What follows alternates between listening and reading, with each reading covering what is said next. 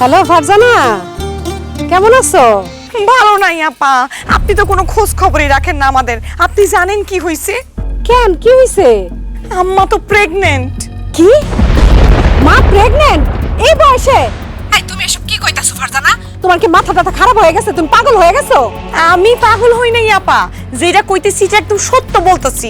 আম্মা কালকে মাথা ঘুরে পড়ে গেছিল, তারপর ডাক্তারের কাছে নিয়ে গেছে। পরীক্ষা নিরীক্ষা কইরা কয় কি আম্মা নাকি প্রেগন্যান্ট, কয়দিন পর তার বাচ্চা হইব। ও আল্লাহ গো, এসব তুমি কি শুনাইতেছো ফারজানা? এই বয়সে যদি আমার আম্মা প্রেগন্যান্ট হয়, তার বাচ্চা হয়, তাহলে তোমার মান সম্মান কিছুই থাকবো না।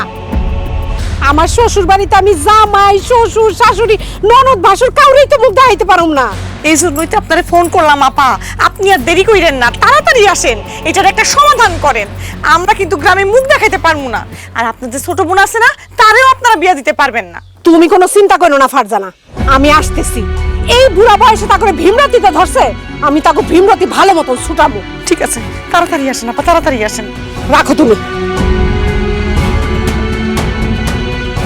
জনে জনে ফোন কইরা এইসব কথা না কইলে হয় না? জনে জনে কইছি, তোমার বড় বোন যে কইছি। তোমার মায়ে কুকীর্তি কইরা বেড়াবো, আর আমরা মুখেও কইতে পারবো না। শোনো, তোমার বোন আইতেছে, তাড়াতাড়ি এর একটা সমাধান করো, নইলে করলাম তোমার কপালে খারাপই আছে।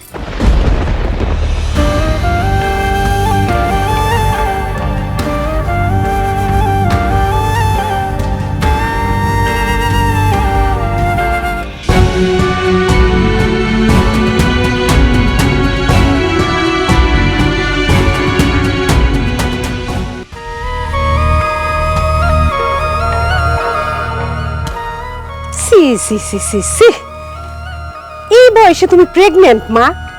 আমার তো লজ্জা লাগতাছে। একটা চলে গেছে কবরে, 2 দিন পরে নানাতকুর হইব, আর এই বয়সে তুমি নিজেই পেট বাজাই বসে নিছো। সি সি সি সি, আমার তো তোমার বাপ মা বলে পরিচয় দিতেই লজ্জা লাগতাছে। আল্লাহর দোহাই লাগে শেফালি, আমারে আর লজ্জা দিস না, আমার ভুল হয়ে গেছে। তোর আমার পেটের সন্তান, তোকে মুখে এইসব কথা আমার সহ্য হইতেছে না। তার সাথে আমার গলা চিপা মাইরা ফেলা হইছে, আর নাটক করো লাগবো না। তোমার মরণও লাগবো না, যা হওয়ার তা তো হইছে।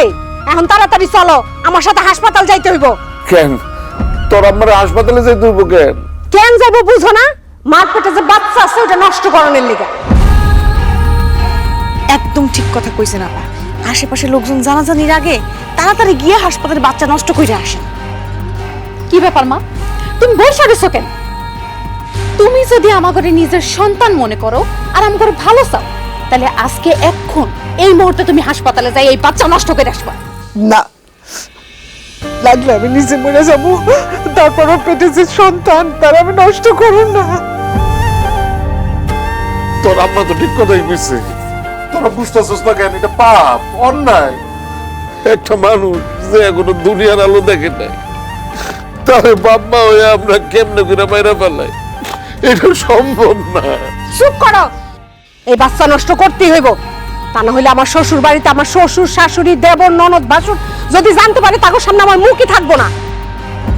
ফারজানা, মিতু, খাড়াই রইছো কেন? হ্যাঁ, আপোষে যদি না যাইতে চায়, তাহলে জোর করে হাসপাতালে নিয়ে তার বাচ্চা নষ্ট করতে হইব। ধরো।